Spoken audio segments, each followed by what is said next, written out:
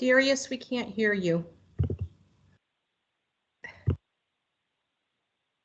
Hi, everyone. Thank you for coming today, and good afternoon to all of you.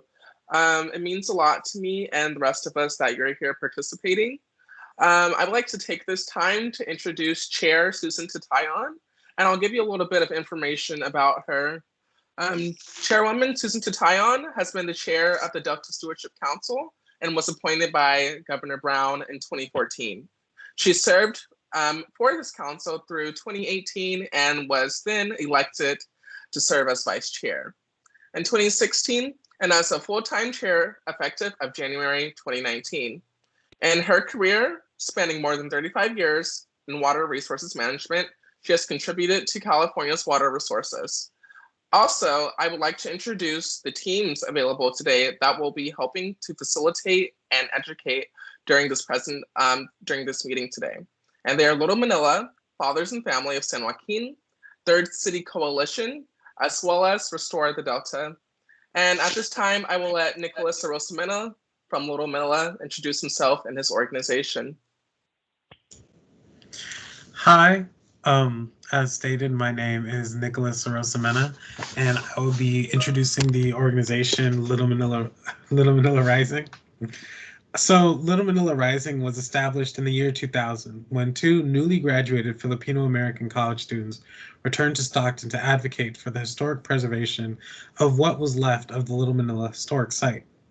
Throughout the struggle to preserve the remnants of their community, it became clear that the root causes of many of Stockton's problems, the consistent disenfranchisement of the poor and institutionalized racism, to name a few, must be confronted. Today, Little Manila Rising works with those previously redlined communities and neighborhoods to provide historical context to the fallout of Stockton's inequity through community education and advocacy in the interests of equitable solutions for recovering from the past. This is accomplished through community education and after-school programs that promote the importance of art, culture, and education in understanding who you are as a person and who we are as a people. Thank you.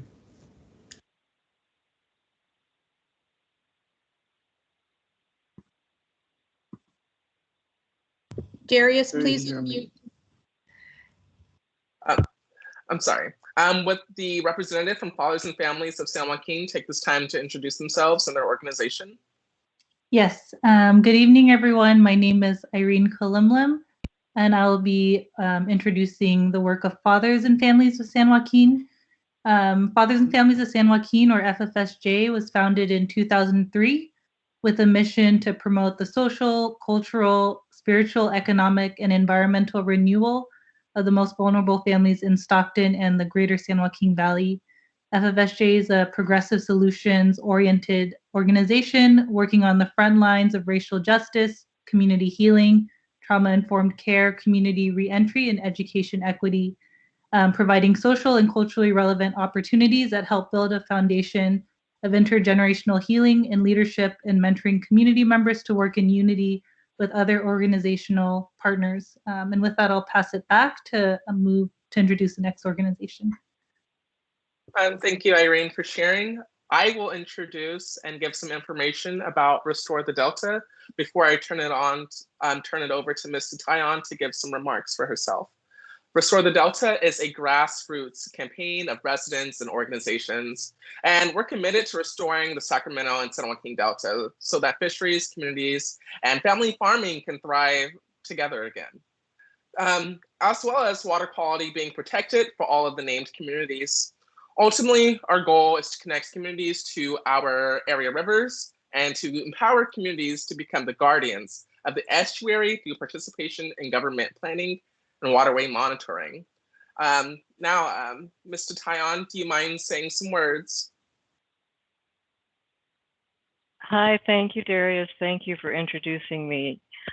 Welcome, everyone. I am so glad to be able to be with you this evening. Thank you for taking the time to participate in this workshop. So I and the council are excited to share the Delta Adapts Draft Vulnerability Assessment with you. This assessment is a vital milestone in our Delta Adapts efforts, and council staff are here today to share the draft results with all of you so that we can get your feedback about these results and learn from your knowledge of the Delta region. And we hope to have more of these workshops over the next several months as we move forward with planning our approach to crafting an adaptation strategy. This strategy will outline how the Delta region can respond to the climate vulnerabilities that are identified in the vulnerability assessment. I want to say thank you so much to our community partners who have taken the time to give us input on the vulnerability assessment. Fathers and Families of San Joaquin, Little Manila Rising, Restore the Delta, and Third City Coalition. These organizations have devoted time and energy and have generously been meeting with council staff for more than a year to inform the council's community engagement process and to plan for this workshop. We also received significant support in planning this workshop from Reinvent South Stockton Coalition, San Joaquin Council of Governments, and Substratum Systems. I also want to say that we are grateful to the young community leaders who are joining us today to present your perspectives and engage in this discussion. I'm so delighted to see you involved and engaged and caring about these issues. And, you know, when we are planning for climate change, it is so important to include the perspectives of those who will be living with the impacts of climate change and the outcomes of this planning process. So thank you very much for your energy and time and input. And I look forward to learning a lot from you this evening.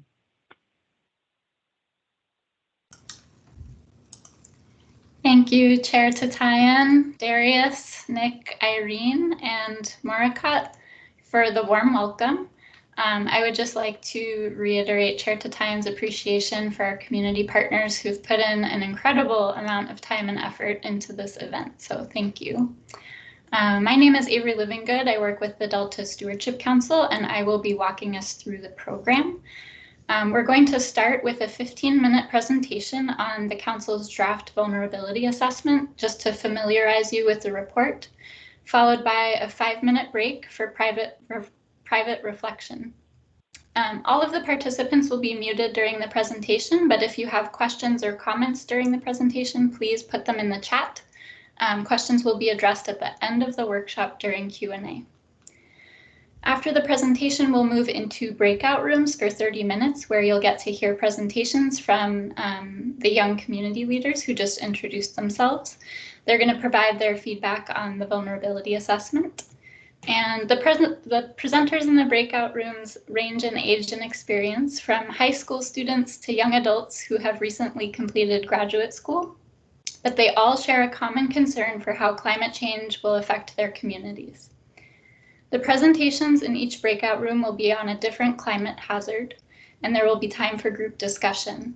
And then when we return to the main session, there will be a report out so that everyone can hear a bit about what was covered in the other rooms. We'll have a Q&A at the end, and this is a good time to ask questions to council staff about the report, particularly if you have technical questions or clarifying questions about the report. But now I would like to welcome Annie Merritt and Harriet Ross to present on the draft vulnerability assessment. Annie is a Civic Spark Fellow who has been at the Council since 2019, and Harriet is the Assistant Planning Director at the Council and the Project Manager for Delta Adapts. The Delta Stewardship Council is a state government agency that was created to promote a more reliable statewide water supply and restoration of the Delta ecosystem, while protecting the Delta's people and culture. A few of the ways that the Council does this is by funding scientific research, conducting technical studies like the one that we're here talking about today, regulating projects that are proposed to be built in the Delta, and coordinating with stakeholders to work towards common goals, such as improving the Delta's resilience to climate change. So without further ado, Annie and Harriet, please take it away. Great, thank you, Avery. And can you hear me? Yes, we can hear you. Great. And actually, Brandon, you can go forward to that next slide, please. So before we dive into the Delta Adapts initiative, it would be good if we all had a common understanding of what climate change is and some key terms related to climate change. Next slide, please. So climate change refers to changes in Earth's long-term average weather patterns, as well as associated impacts. So to understand why the climate is changing, we need to understand what's called the greenhouse effect and how that works. So the greenhouse effect is created when energy from the sun passes through our atmosphere and warms the Earth's surface. And then some of that heat is radiated back towards the atmosphere, but gases in our atmosphere that are known as greenhouse gases trap some of that heat and redirect it back towards Earth. So essentially, the greenhouse effect warms up the Earth like a greenhouse. And the greenhouse effect is natural. You know, without the greenhouse effect, the Earth would be a lot colder than it is, and humans wouldn't be able to live. But the problem is that human emissions of greenhouse gases are really enhancing the greenhouse effect and increasing temperatures on Earth beyond that normal level of warming. So these rising temperatures are causing a host of associated changes, such as changing precipitation patterns, melting of glaciers, longer and more frequent droughts, and sea level rise. And then in turn, those changes can pose direct hazards to people and communities. For example, by exacerbating flooding, extreme heat, worsening wildfires, and worsening droughts. And that happens because changing precipitation patterns, in addition to sea level rise, is worsening flooding in many areas. And for wildfires, wildfires are becoming more frequent and severe because rising temperatures and more frequent droughts are creating hotter and drier conditions that fuel more wildfires. So those are just some examples of climate hazards. Next slide, please. So it's when we're talking about climate change, it's also really important to understand the difference between climate mitigation and climate adaptation. Mitigation refers to actions that reduce greenhouse gas emissions and reduce the amount of greenhouse gases in the atmosphere. Whereas adaptation refers to actually addressing and preparing for the impacts of climate change. So we really have to do both of these things, because even if we stopped emitting all greenhouse gases right now, we would still see a certain amount of climate change and impacts from that. And as a lot of us know, we're already seeing climate change impacts. So we need to do both mitigation and adaptation. So as you could probably guess from the name, Delta Adapts is focused on climate adaptation. And now I'll pass it over to Harriet to give us an overview of Delta Adapts and some key findings from the vulnerability assessment. Thank you.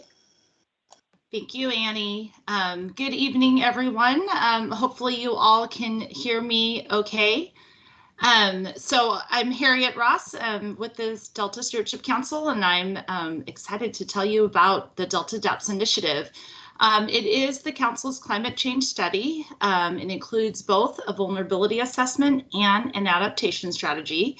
We just released the public draft of the vulnerability assessment for review, and we'll be talking about those findings in the report today.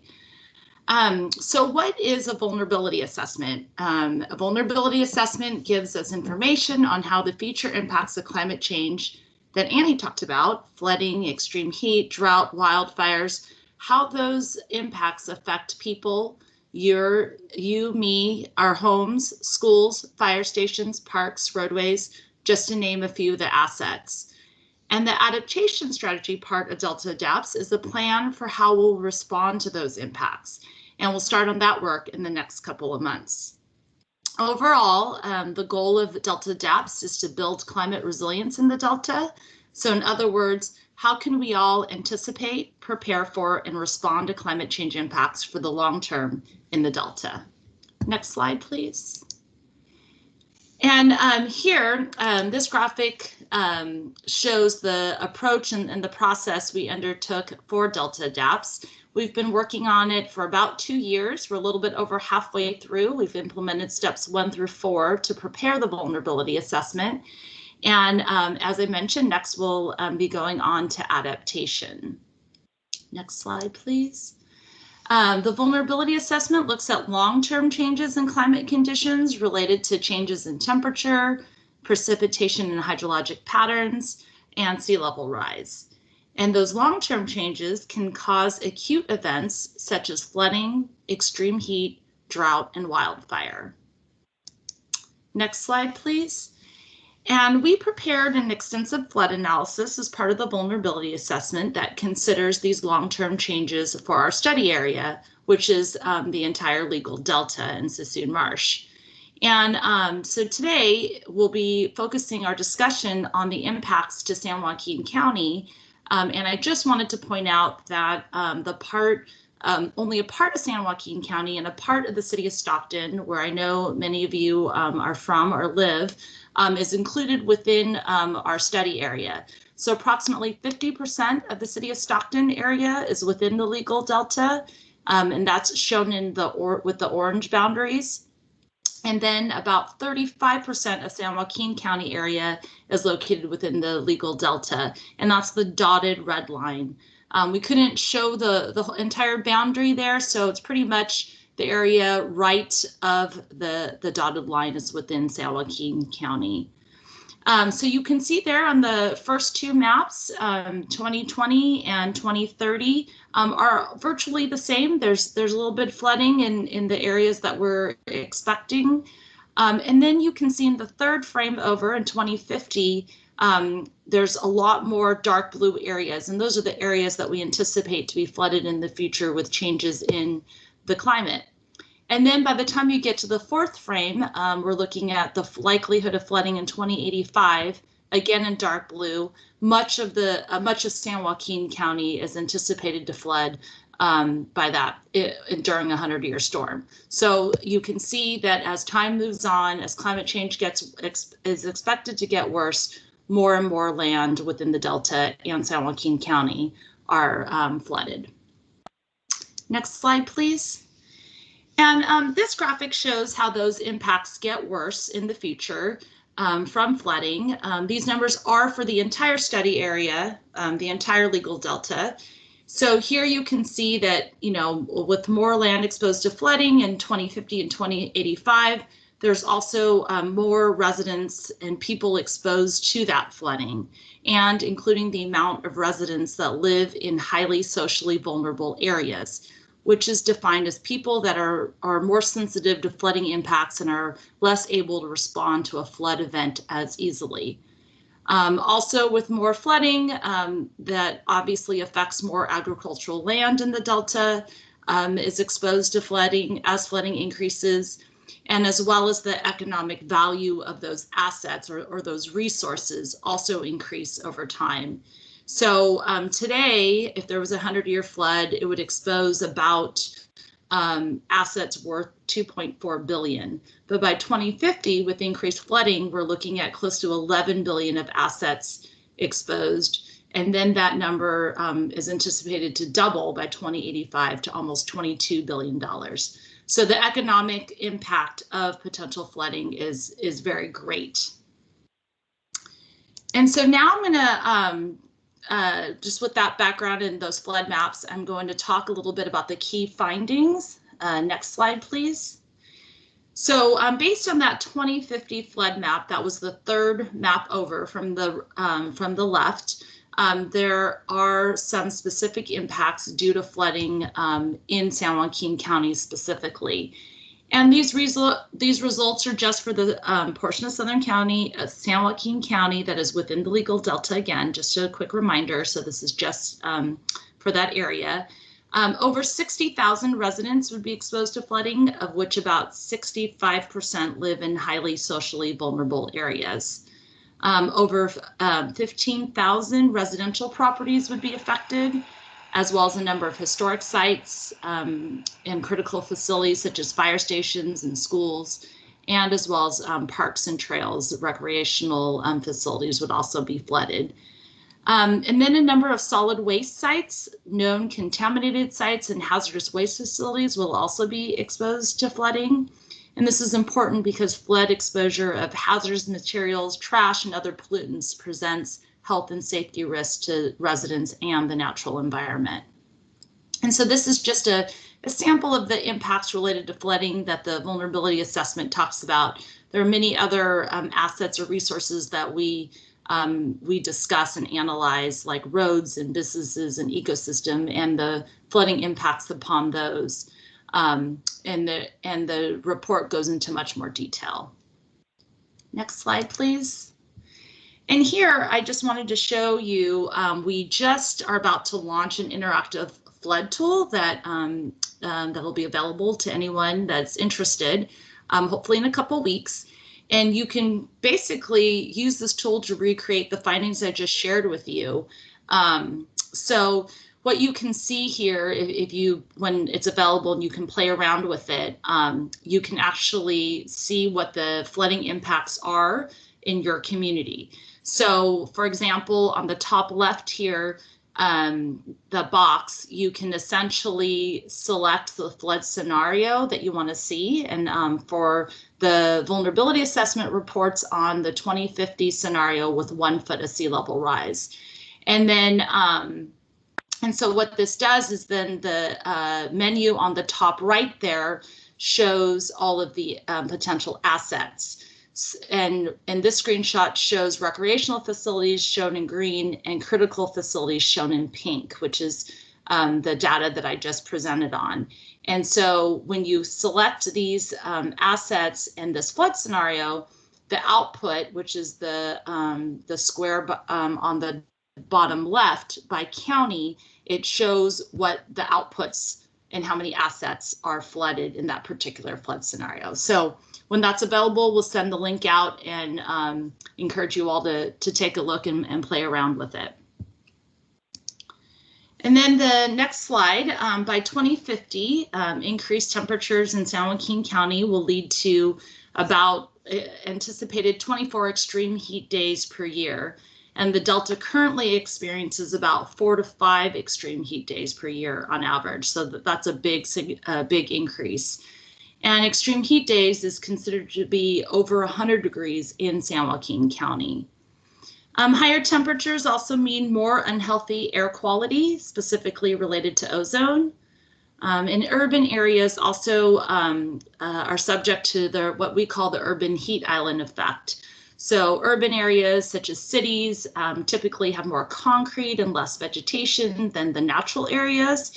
And that's what creates the urban heat island effect and makes it feel a lot warmer. So because of this, urban areas are much warmer than the rural areas. And the cities of Stockton and Tracy are projected to experience the highest number of extreme heat days, and partially due to that urban heat island effect. Hotter temperatures will also increase air conditioning costs for homes and businesses, and higher temperatures can also cause stress in our landscapes, affect agricultural crops grown in the Delta that provide the food we all eat, and is harmful to the animals, fish, and plants. Next slide, please. So by 2050, increased temperatures, more frequent drought, and wind changes will also increase the size and severity of wildfires. Now, it's not expected to greatly affect the frequency or severity of wildfires in the Delta itself, but climate change is expected to increase wildfire risk in other parts of California and the surrounding states. So wildfire smoke contains fine particulate matter and toxic chemicals that can be harmful to your health and contribute to long-term health impacts like heart and lung disease, for example. So with potentially more wildfires, this would increase the frequency and duration of poor air quality days. I don't know if you all remember just last summer and fall with all of the wildfires, the air quality was so bad that it was difficult to be outside and we were all advised to stay indoors. So although wildfires wouldn't increase within the Delta itself, the smoke would affect air quality that affects all of us and our quality of life. And next, for drought, by 2050, with climate change, we're expecting higher temperatures, which means less snow in the Sierras and changing rain patterns. This can lead to more droughts. And in fact, our analysis shows that the drought we just went through in 2012 to 2016 will be 5 to 7 more times more likely to happen again in the future. In the last drought, water suppliers had to secure emergency water supplies for urban areas. Thousands of acres of ag land had to be fallowed since there wasn't enough water for the crops. And in drought situations, there'd be less water in the rivers, which has impacts on recreational activities like fishing and boating. Okay, so that was just a really quick snapshot of the key findings that the vulnerability assessment talks about. There's so much more detail in the document, and we'll be discussing some of that detail in the breakout groups. But just wanted to encourage you all to take a look at the vulnerability assessment. The public review period ends March 16th. It's a 60-day review period. And if you have any comments, we'd love to hear from you. There's the email address on the slide. And also, we'll be taking this item to our council on February 25th, and members of the public can make oral comments on the Delta Adapts initiative or the vulnerability assessment itself at that point. So that's it for me. Thank you, Annie, and thank you, Harriet. Great presentation. I would like to apologize for missing one of our community partners during the welcome, and I would like to invite Darius to please introduce everyone to Third City Coalition. Darius, if you could join us. Hello, everyone. I believe Marcotte from Third City. Can you guys hear me first of all? Because I never know if I'm muted or not. I believe it is Marcotte from Third City Coalition that has some words to say. Is that correct? Yes, that's correct. Thank you, Darius and Avery. Good evening, everyone. My name is Marcotte. I am here representing Third City Coalition. I am also the engagement coordinator for Rise Stockton. But a little bit of background on Third City Coalition. We were established in 2016, kind of to create a space to bring people in Stockton together to share their knowledge, experiences, and power to make positive change throughout our city. We're really community-driven to make changes in Stockton that, prioritize our residents. Like there are a lot of cities that are facing challenges socially, economically, environmentally, just like Stockton. But here we want to be different. We want to engage with the community, make sure that we're all heard. And similarly, Rise Stockton is an independent coalition of environmental justice organizations who are all community driven and just working together to make change. Thank you. Thank you so much, Marcotte, and thank you, Darius. Kaylee, could we get the individual reflection slide put up, please?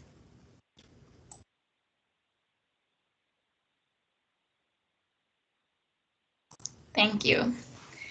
So we know that presentation was filled with information and it's a lot to take in. And so we're just going to take 5 minutes for private individual reflection. This is time for you to use as you would like. We've put some prompts on the slide to get you thinking, but feel free to use this time how you'd like. And we are going to use this time on our end to get everybody ready to be sent into the breakout rooms. So at 6:35, in about 5 minutes, we will be moving you into breakout rooms. But in the meantime, please take time to, think about what you've heard and what you want to share in the breakout room. And then I will be back in 5 minutes to move us over. Thanks, everybody.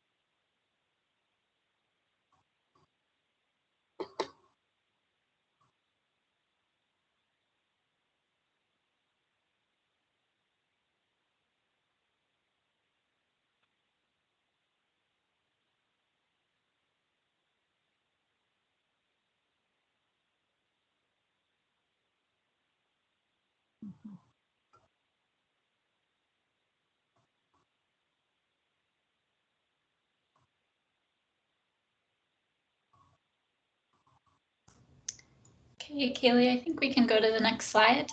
All right, we're about to move everybody into breakout rooms.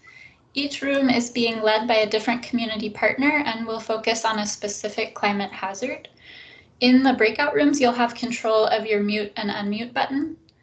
So we ask that you please be respectful and stay on mute during the presentation so that everybody can hear the presenters and whenever you're not speaking.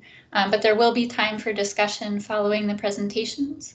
And then there will be a 5-minute break and we'll move everyone back into the main session. So Brandon, I think when you're ready, feel free to send us on to the breakout rooms. All right, sounds good. So just to remind everyone, it'll be about a 10-second delay before you're moved to the rooms. If you happen to get a button that says join room, do not click that button. Thanks. Oh, and also some of you will be staying in this room. You won't be moving to a breakout room.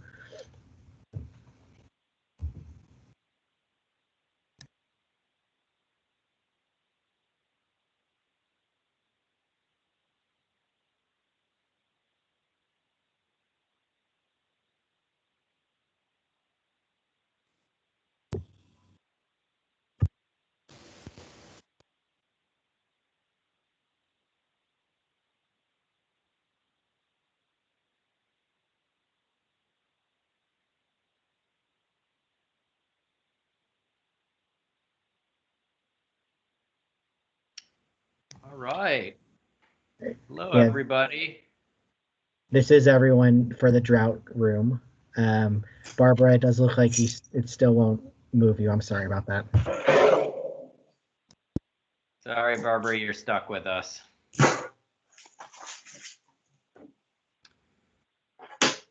Okay, well, thank you, everybody.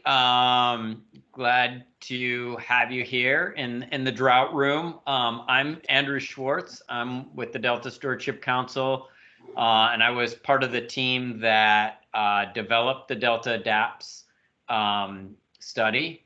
I specifically worked on the flood and water supply aspects of the study, and I'm really excited to have this discussion with you all here tonight.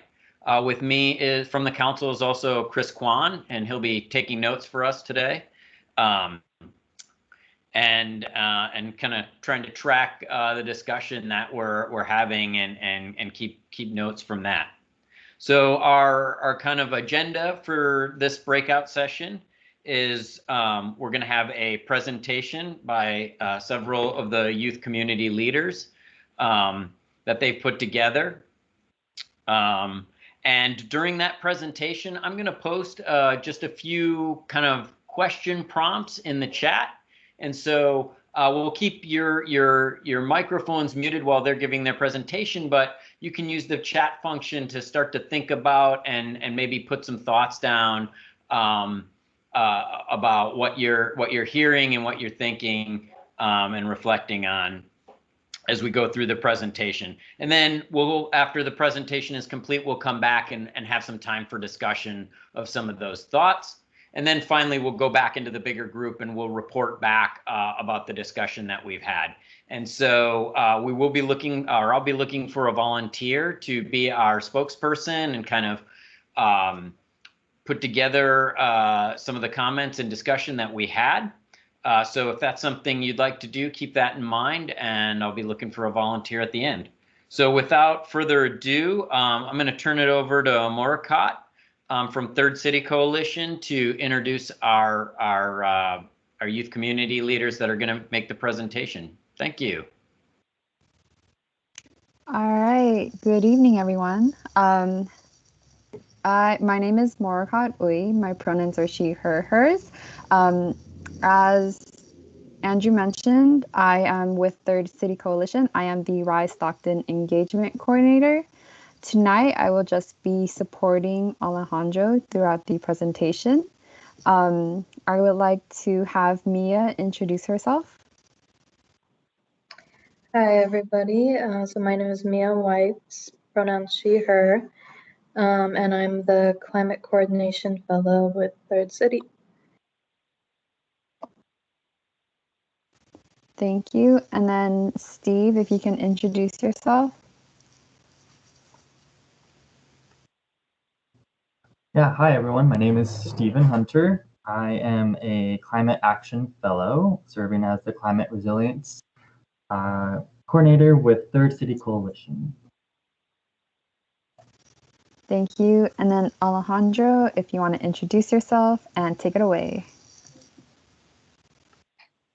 Yeah, perfect. Thank you so much, Morkov, for that great introduction. Thank you, everyone, for coming in, spending this, this evening with us. My name is Alejandro Cruz. I am the Climate Service Fellow for the Stockton Service Corps here in Stockton. A little bit about me before we dive into this presentation here. I've spent the last 3 or 4 summers working for the National Park Service in Grand Teton National Park as an interpretation ranger. I recently got my degree from the University of Oregon in globalization, environment, and policy. So I like to think that I know what I'm talking about, but that might not always be the case. But with that being said, let me see if I can share my screen here so we can jump right into this thing. Perfect. Hopefully y'all can see that. Maybe, yes. Can y'all see that? We can see it, but you're gonna wanna, yeah, you got it in presentation mode. Perfect. So I no longer can see any of you, but I'm gonna trust that I look good, and I'm sure all of you look good as well. So our group today is going to be talking all about drought. Look, Alejandro, sorry to interrupt you. It looks like it's still loading on my end. I don't know if everybody else is seeing the same thing. That is excellent to know. Yeah, me too. I guess I can give it a second. I don't know why. The other way to do this is I can. Loading. Okay, so some people are getting. If you want to try load on your screen, that would be fantastic. I don't know why it's not, but yeah. And if everybody else go ahead and make sure they're on mute, that will help with the background noise. Yeah, that'd be great. All right, so while we try and get this slide thing figured out, I can go ahead. Oh, perfect. Excellent. All right, let me get to presentation mode. Take her away. Perfect. You can go ahead and hit the next slide. One more time. We already covered it in our introductions. Excellent. All right, so tonight we're going to have sort of like a discussion, right? A facilitated dialogue, if you will. So these are just some community agreements that I want everyone to keep in mind as we're sort of moving throughout this program / presentation. So the first one is going to be one mic, one voice. We do ask that you use the raise hand function if you would like to share out with the group, or, if you don't want to share, feel free to put something in the chat. Secondly, we're going to ask that you practice active listening, because, that's always a great skill to have for sure. Third, make space for others to share. So practicing stepping up and stepping back. So if you find that you have, been sharing a bunch, that's great. We love that. We love the enthusiasm. But we definitely want to make sure that we're giving space for everybody in this room to sort of speak their own mind. And, it's very easily, I do this all the time because I love to talk. I talk over people sometimes, but, I'm working on it too. So last, but certainly not least, we definitely want to make sure that we're being kind and respectful to one another, right? So that whole mantra of treat others how you want to be treated. It's okay to have different viewpoints or standings, but we want to make sure that we acknowledge their differences and be respectful about that. So let's go ahead and move on to the next slide, please. Okay. One little problem is that I cannot do the chat while I have the presentation up, so I can't paste the questions in to the chat function. So let me pop okay. really quick and put them in, and then I will get the presentation going back. I'm so sorry for this interruption. I should run the presentation too, Andrew. Oh, do you have it? Yeah, let me. There you go. Okay, so there it is. Actually, I can Okay, put got it. Yep. Loading. All right. Perfect. Thank you. You know, technology is, fantastic until it's not, right? All right. So first question for all of you, what is a drought? So when you think of the word drought, what are some of the things that come to mind? Like, what is it? Feel free to put an answer in the chat or raise your hand and I can call on you to go off of mute. But what is a drought?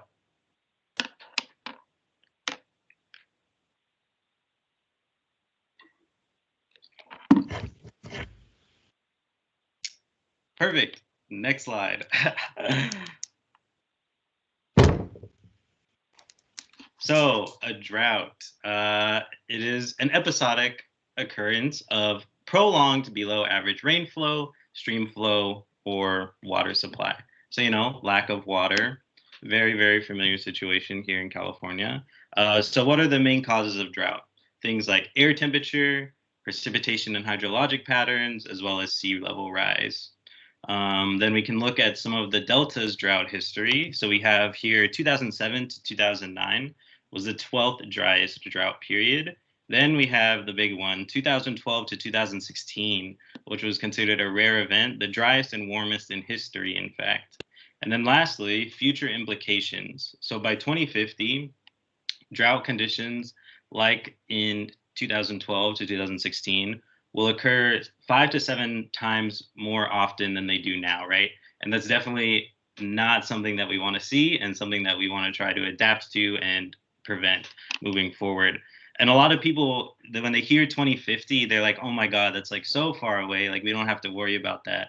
But I mean, 1990 was the same, amount of years away as 2050 is. So when you think about it like that, it's even me, the 90s, they were just yesterday, right? So this is definitely moving very quicker than a lot of people think. And on the right here, we have a great map of the U.S. drought monitoring here in California, which was released on January 26th, 2021. So very hot off the press, as one of my teammates pointed out when they shared that infographic. So very nice graphic there, displaying the current state of California's drought. Go ahead and press the next slide for me, please. So what are some of the effects that drought might have on wildlife or ecosystems? Again, feel free to raise your hand or put an answer in the chat. If no one wants to answer, my team can answer that as well. It looks like we have a question in the chat. Explain how sea level rise causes drought. From Jane. That is an excellent question. Does anybody, Moricott, Mia, Steve, do any of you want to take that question?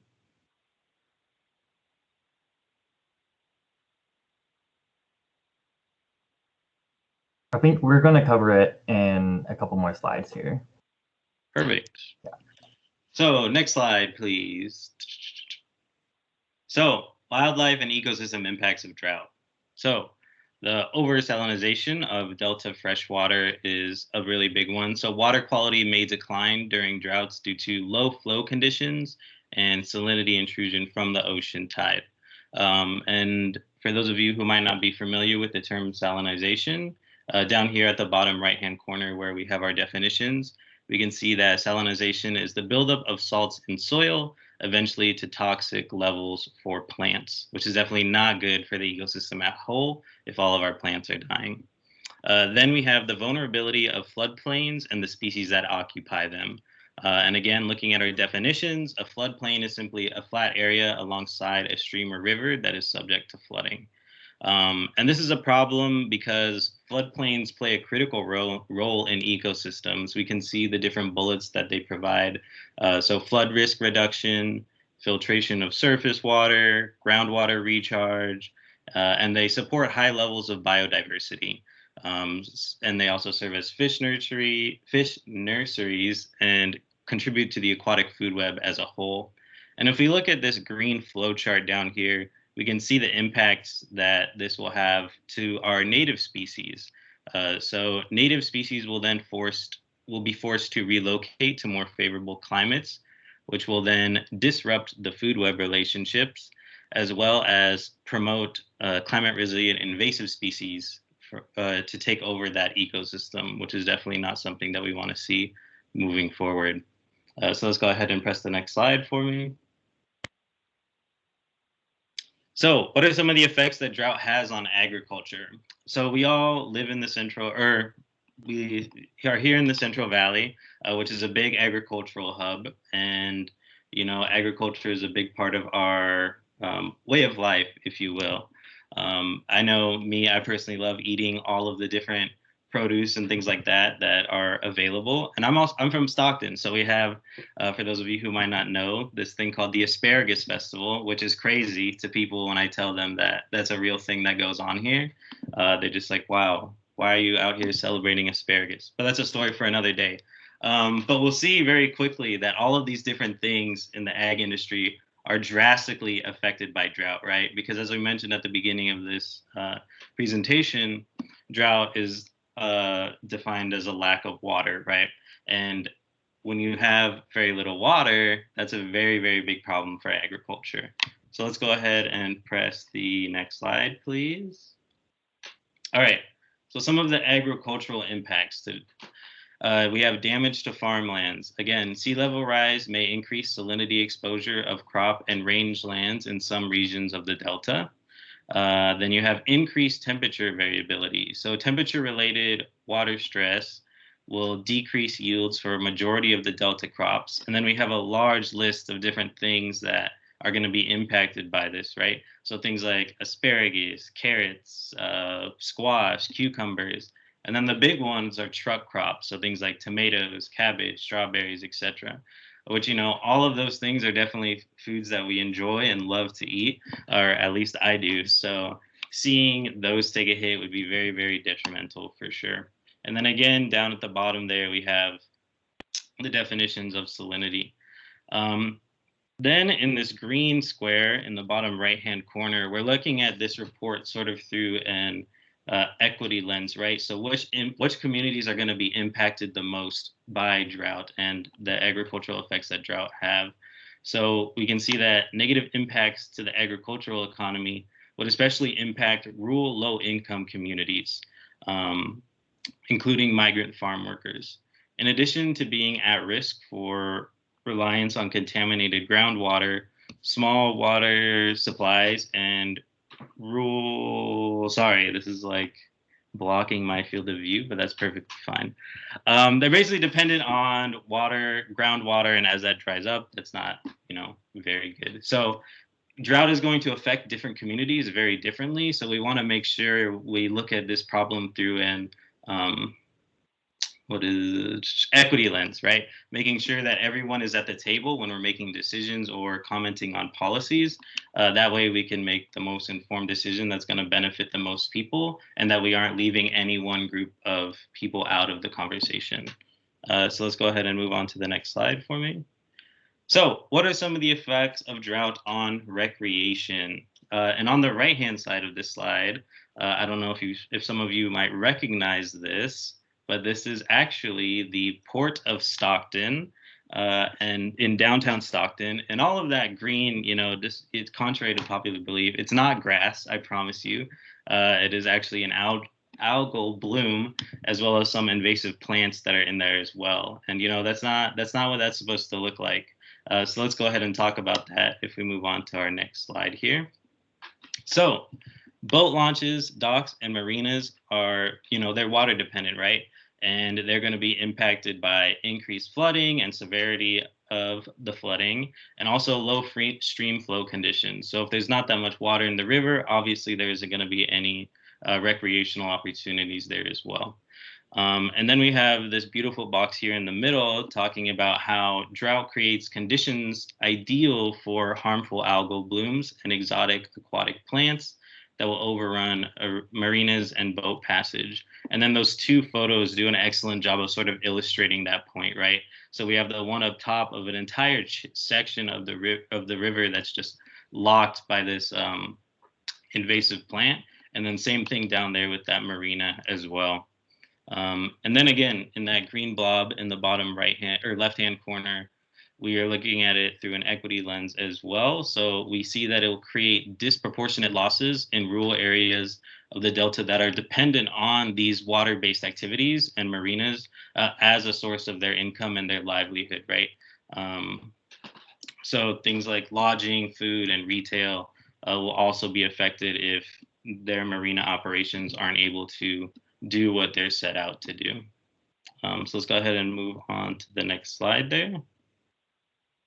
So what are some of the economic impacts of drought? This is where things this is where we crunch the numbers and look at all the different ways that, drought affects the society as a whole, right? So let's go ahead and move on to the next slide, please.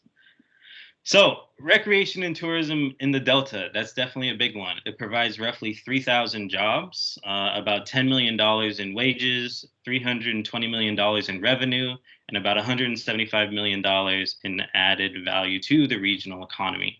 So you can imagine without that tourism in the Delta, how that's going to negatively impact those communities who depend on it.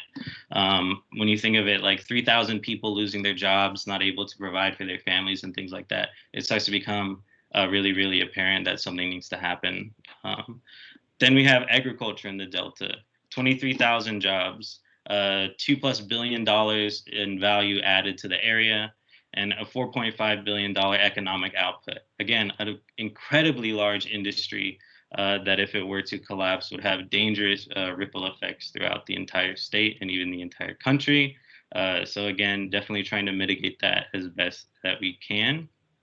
And then another one is water affordability, right? So in the short term, drought can increase water rates.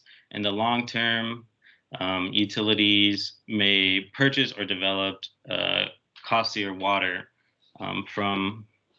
or be forced to drill down to greater depths to get groundwater. Then in this square here, we can see that economic losses during a drought similar to the one that we had in 2012 or 2016, if it were to occur under that 2050 prediction, would cost urban agencies an additional $17 billion to sort of mitigate and take care of. And that's going to be a real problem, right? Because as we mentioned at the top of this presentation, those droughts are expected to happen at a much more frequent rate as time goes on. So that's going to, again, cost urban agencies money moving down the line if this doesn't get handled. So let's go ahead and move on to the next slide here.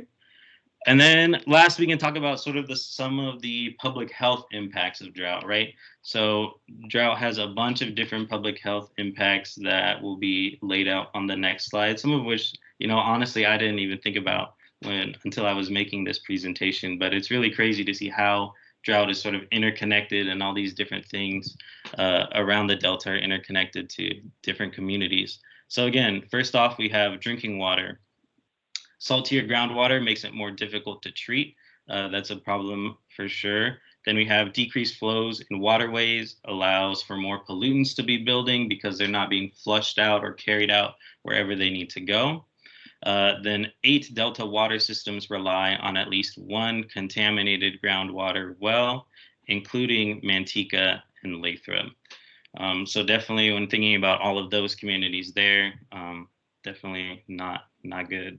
And then again, the harmful algal blooms, they produce toxins that can cause illness to people, pets, livestock, and wildlife.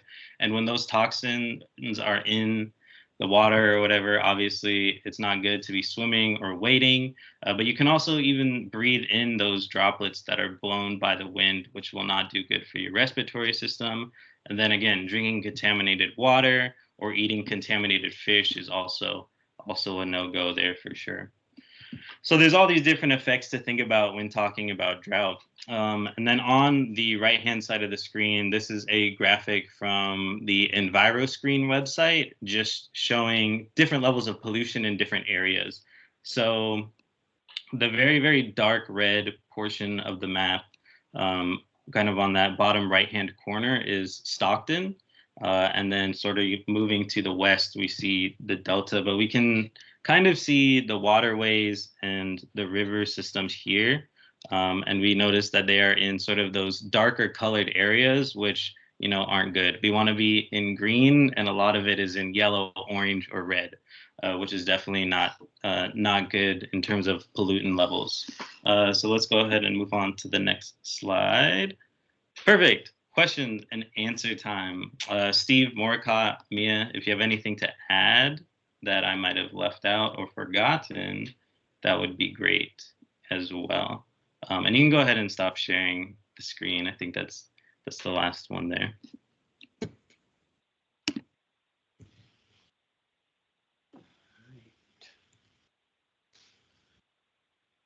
Okay. So we have about 5 minutes left until we're going to get pulled into our breakout rooms, or back into the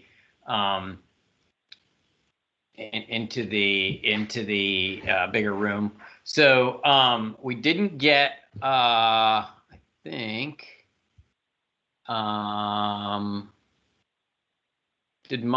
okay. Sorry, I couldn't see the comments going by as I was presenting. So maybe if somebody's had a chance to look at those. Looks like we talked about the sea level rise. It's sea level rise and drought, how are they related? I think it was talked about with Steve and Jing. Right. Looks like Steve answered that question. Yeah.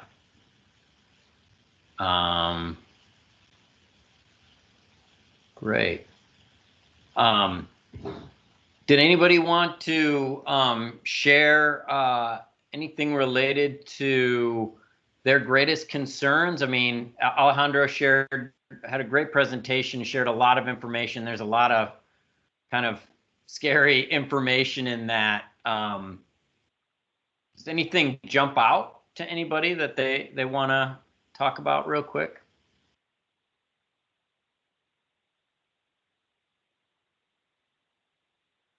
Or actions that, you know, could improve your community's resilience? What we've got a lot of work to do.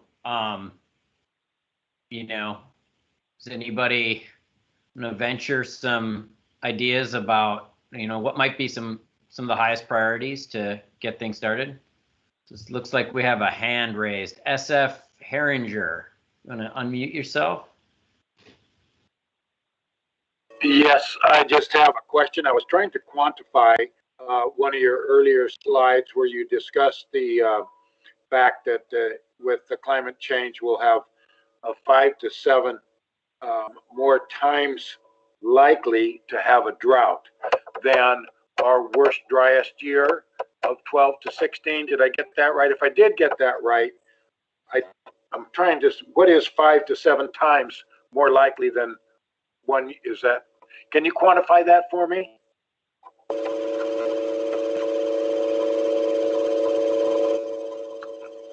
Alejandro, you want me to take that?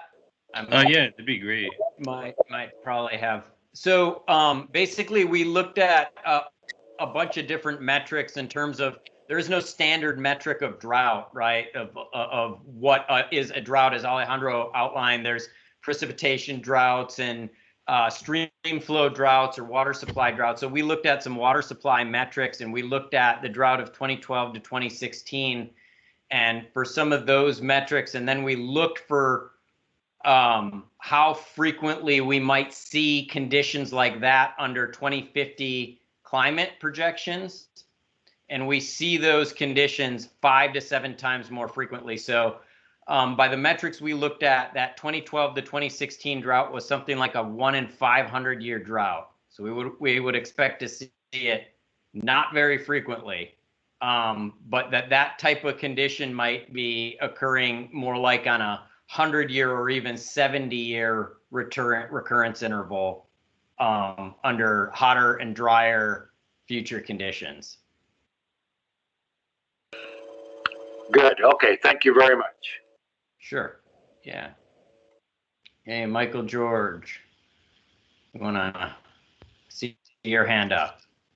Yeah, I was going to say that with the smaller snowpack, you not only lose the benefit of metering out that water so that it's available when we need it, not when it comes in the wintertime, but you also reduce the benefits that we get from reservoirs because the runoff changes and all of that creates the conditions that make drought down here in the valley, particularly in the summertime when we do the greatest irrigation. So the frequency of the impacts that we felt in 13 to 16 are going to happen more often as snow level rises, more precipitation comes as rain, and we have less of that snowpack to meter it out over time. And that's the Delta Water Master telling you that. So he knows a thing or two about water in the Delta. So thanks for that, Michael. So I think we are just about out of time. We didn't have as much time for discussion as I had hoped, but we did get to have a couple of questions and a little bit of discussion, so I'm glad. I hope this was useful and informative to everybody. Would anybody like to volunteer to kind of summarize some of the points that Alejandro made and the presentation that we got and some of the discussion and questions that we've had to the larger group? If I can't get a volunteer, I'll have to volunteer Chris over here, our note taker. So unless if somebody would like to volunteer and do that, that'd be great. Otherwise, going once, going twice. Looks like it's you, Chris. Well, I'm sure Chris has got good notes, and we'll leave it to him. So I believe Brandon is going to send us back into the larger group, or actually we're in the larger group, so everybody else is going to come back to us in a moment. Yeah, I'll be pulling everyone over at 7:10. At 7:10, and at that point, do they have 5 minutes to take a break, or is this their 5-minute break right now?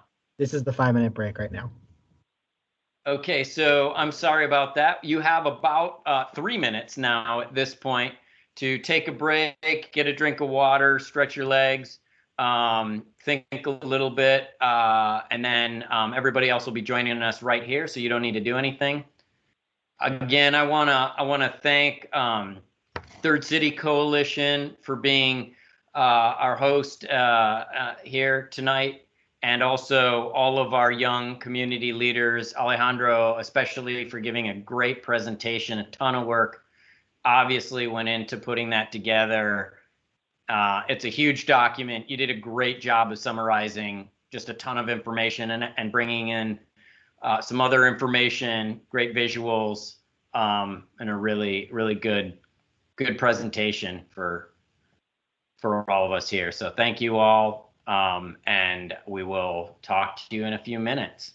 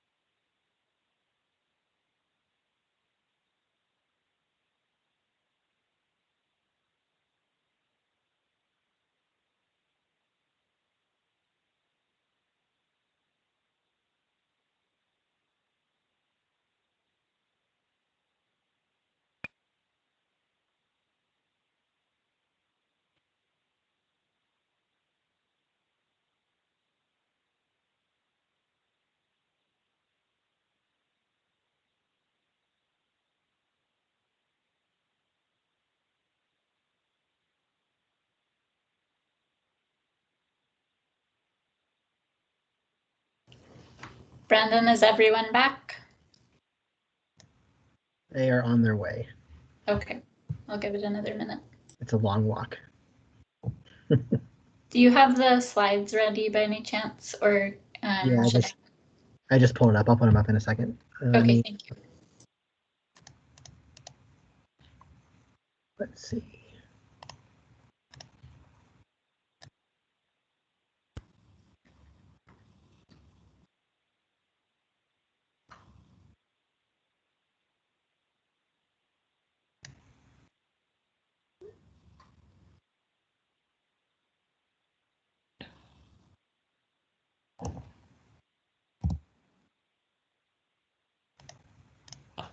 Can you see my screen, Avery?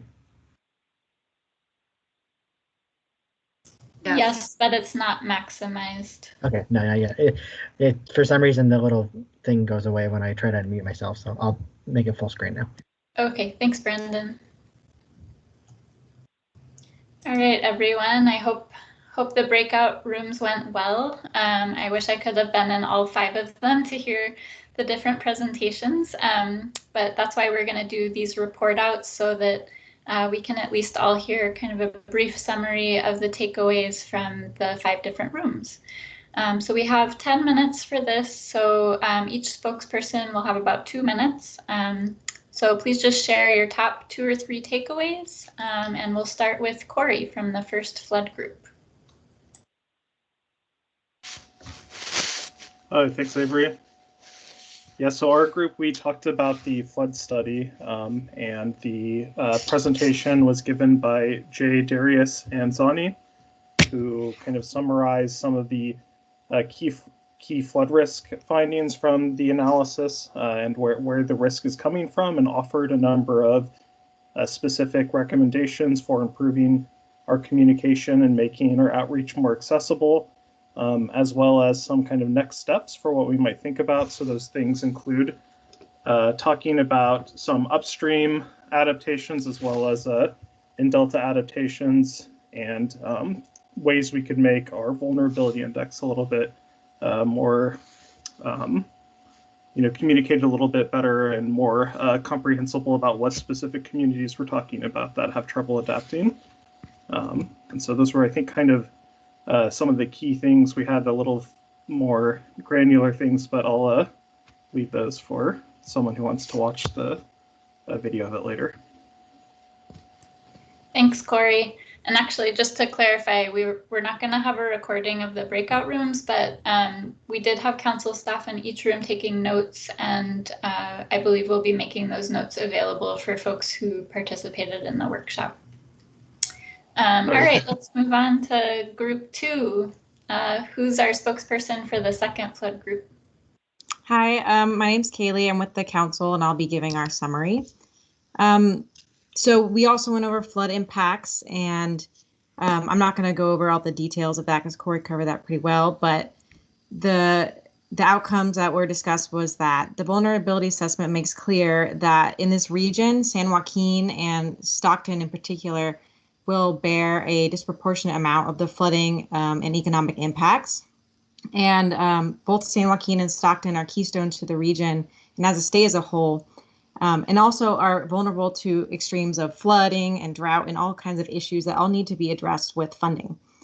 And we had some great discussion on equity and funding equitably, and that this can't really be limited to some political boundaries on a map and really need to address problems as they are occurring on the ground.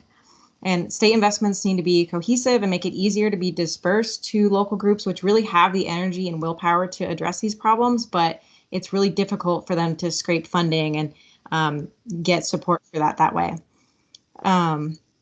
There also is questions about what this flood risk means for youth leaders and how actions we can take now and funding that can happen now will affect the outcome. It'll slide depending on how we address these communities now.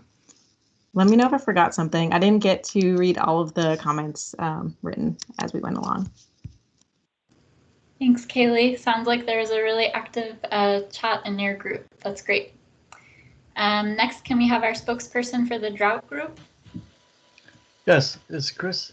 So Alejandro Cruz gave a great talk on drought.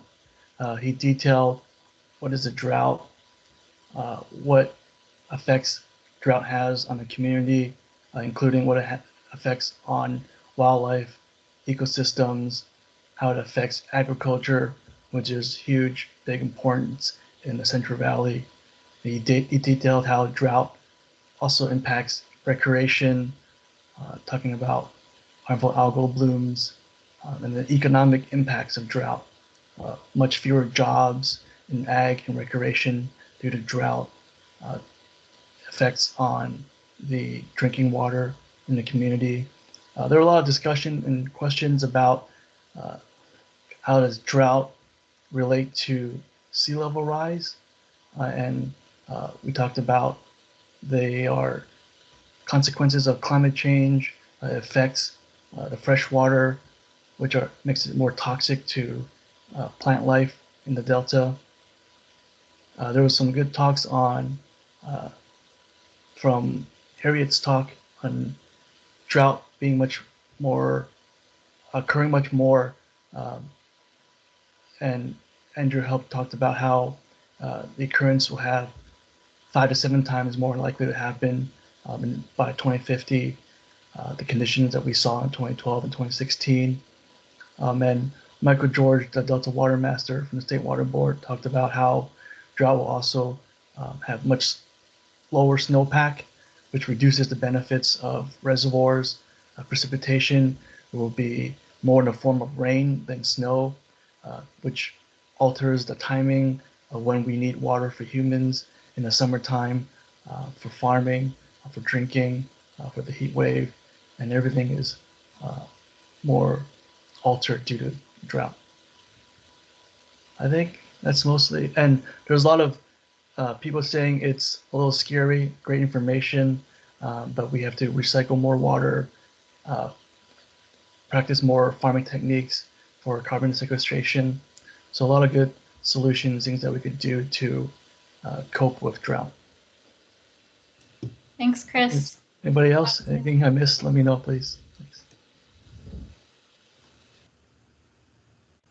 I'm glad to hear that you started to get into discussions about adaptation. And as Harriet mentioned during the presentation, the next phase of this initiative will be working on an adaptation strategy. So getting some initial thoughts and ideas on priorities and options from all of you is really helpful. Next, we have extreme heat. Okay, I've been designated the spokesperson for extreme heat by default. We heard a great presentation by Star and Jazzy, and some of they went through the main findings for extreme heat and identified some potential solutions on how we can address these extreme heat events. And then they also had some comments for us on the vulnerability assessment on how, I thought this was interesting. They thought the findings should be summarized by location so that people can see in one spot what impacts they're interested in for the area that they live in, for example. And then through our 2-question prompts, some of the more interesting or some of the key takeaways that I got out of it was, people are experiencing asthma more frequently in the summertime because of the heat and being in the valley. And that's probably due to the, worse air quality. So we had folks move from the Bay Area to the Central Valley, Stockton area, Tracy area, and now have had more incidents of asthma. Also, people are worried about increased energy costs, and they're worried about, so they don't want to turn up the air conditioning. And so people that are afraid or can't afford to turn on their air conditioning can potentially suffer from heat stroke with more extreme heat events. Also, some others thought, with climate change affecting agriculture, this affects food security within the Delta. And so that's also a cause for concern. Some of the solutions we talked about in the presentation and as a group that folks brought up were about giving families access to solar. Solar is expensive and not a lot of people could necessarily have the credit to finance solar. And I thought this was interesting. Low income families can't really afford to be sustainable, and that's definitely something we need to look at. And also, you know, stricter laws need to be in place to prevent pollution that's causing extreme heat events to begin with, should be put in place. And let's see what else. The need for water fountains all over the place. People need access to cold water in the summertime. And then also we talked about just finding ways to reduce barriers to getting people in programs for solar or energy efficiency programs. And the challenge is getting equitable access to those programs. Those are the highlights of our discussion. Thanks so much, Harriet. Sounds like another great discussion. And last but not least, we have the Wildfire and Air Quality Group. Yeah, I'll make this pretty quick so we have some time for Q&A, but we had great presentation by Amina and Danica.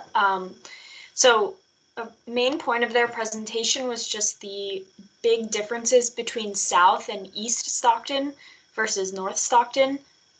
They're pointing out that residents in South and East Stockton are a lot more vulnerable in general.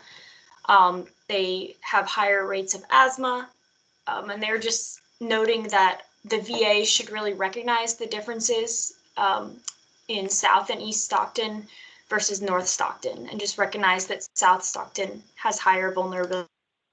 Their presentation also talked about the problem of indoor air quality and how that's just a big problem, because when wildfires and wildfire smoke causes air quality events, people are asked to stay indoors. But if your indoor air quality is bad, you know, that's a big problem.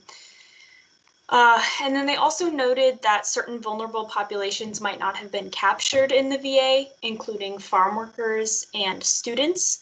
Students can be more vulnerable because they might be walking home from school, so they could be more vulnerable to wildfire smoke. And then those that don't have proper air filtration systems, so they might be more vulnerable to indoor air quality, poor indoor air quality. And then we didn't have very much time for a lot of discussion, but we talked about how agricultural burning is a big problem. It causes air quality problems in agricultural communities that can really compound air quality impacts from wildfires. And then we had a question on just how we can balance the need to do prescribed burning to reduce wildfires, but of course prescribed burns can also cause air quality impacts. So we talked about that and how generally prescribed burns can usually cause less air quality problems than a big wildfire, but it is something that needs to be balanced. So I'll just wrap it up there so we have time for some questions. Thanks, Annie. That's a great summary, and thanks for making your remarks brief. So we have until 7:30 for Q&A, and Brandon, if you can go to the next slide, maybe we'll just keep up these are the next steps, ways to continue to be involved. So we'll just leave this slide up here during the Q&A so that you have time to read it. Essentially, you can visit our website, deltacouncil.ca.gov. There's a page on climate change that has all the information and resources that we've been talking about tonight, the draft report, how you can comment, links to some of the interactive tools like our story map and our social vulnerability index map. We're also going to do a fun activity in a couple of weeks that's more geared towards children. So if there are kids in your life who might be interested in participating in a resilience scavenger hunt, or anyone who's a child at heart, please check our website on February 19th for that. As Harriet mentioned earlier, we are accepting comments on the draft VA up until March 16th, and you can also make oral comments at our upcoming February council meeting. And we are planning on another one of these virtual workshops this spring, which will be more focused on adaptation and kind of kicking off our adaptation strategy. So since we have such limited time, I'm going to jump right over to questions. All the participants are welcome to ask questions. You can either put your questions in the chat or raise your hand and I'll call on you. And Brandon, I don't know, do we have phone participants? Because I can also call on phone participants if we have some.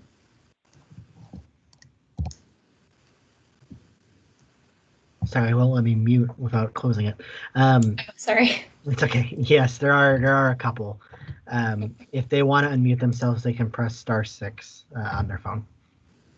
Okay, so phone participants, you won't be able to raise your hand. So if you have comments, please just feel free to unmute yourself, like Brandon said, *6, and make your comment or ask a question. For everyone else who's joining us on their computer, if you could raise your hand or put questions in the chat.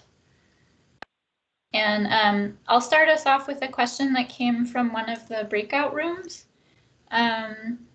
Let's see.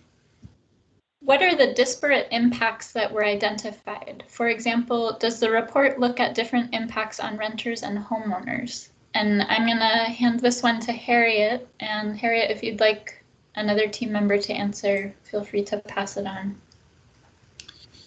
Let me take a first shot at it. We don't distinguish between renters and homeowners and impacts to those different groups. We did consider renters as part of the equity analysis in our defining of the social vulnerability index, and to get as one of the 14 indicators we looked at, whether you're a renter or homeowner, and that helped us determine the geographic areas that we are considering socially vulnerable to the climate hazards we looked at. But otherwise, we don't distinguish those two groups in the report itself. Thanks, Harriet. It looks like we also had a question about South Stockton and whether South Stockton was included or specifically evaluated in the report. So we covered, if you all recall, those flood maps I showed, and we had the city of Stockton boundaries in orange, and I'm actually pulling it up, looking at it now. So the whole western half of Stockton is within the Delta, and that's what's covered. It's in the Delta, so that's what's covered in our study. So I think what the commenter is saying is there is an area on the eastern side, south of. I think the part of Stockton goes more south than the western side. I know this is probably not making that much sense.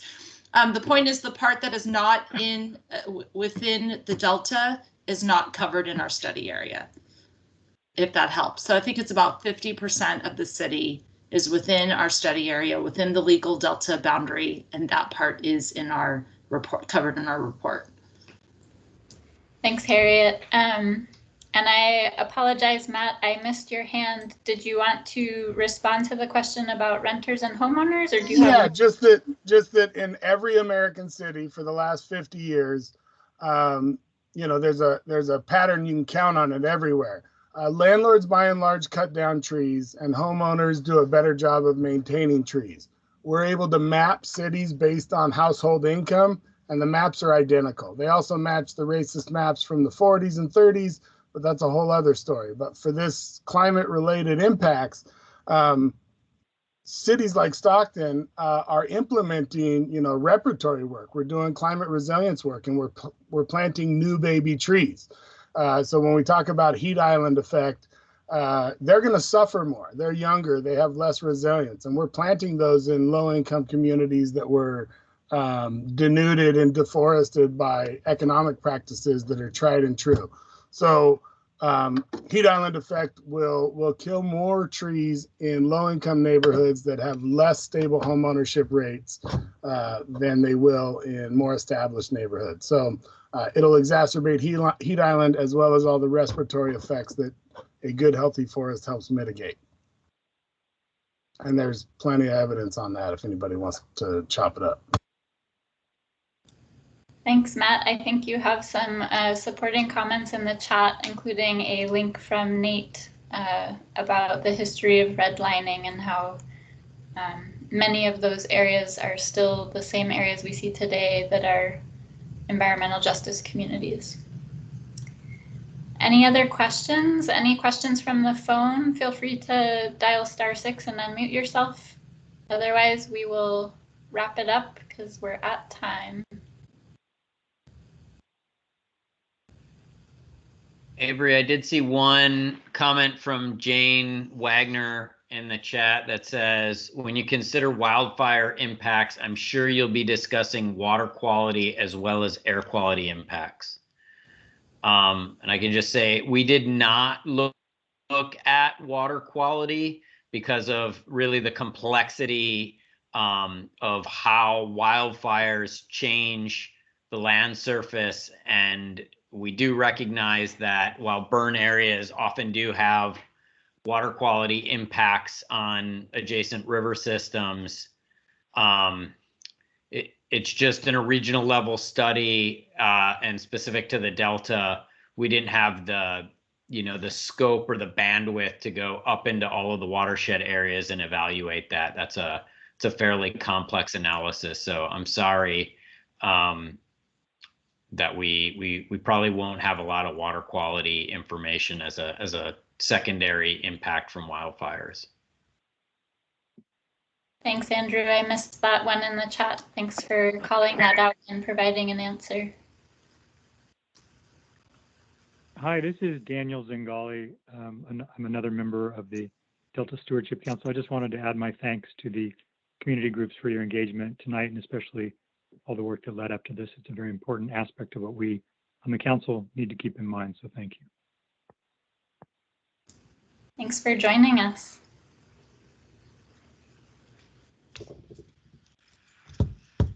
All right, well, we're at time, so I think this will conclude the meeting. We will follow up with all of the participants when the recording is posted on our website and available to view, and we will also be sharing notes from the breakout groups with everybody. So please stay tuned and stay involved, and thank you so much for your time. Have a good night. Thank you. Thanks, you all. everybody. Thanks, Great job. everybody. Thank you. Take care. Good use of time tonight.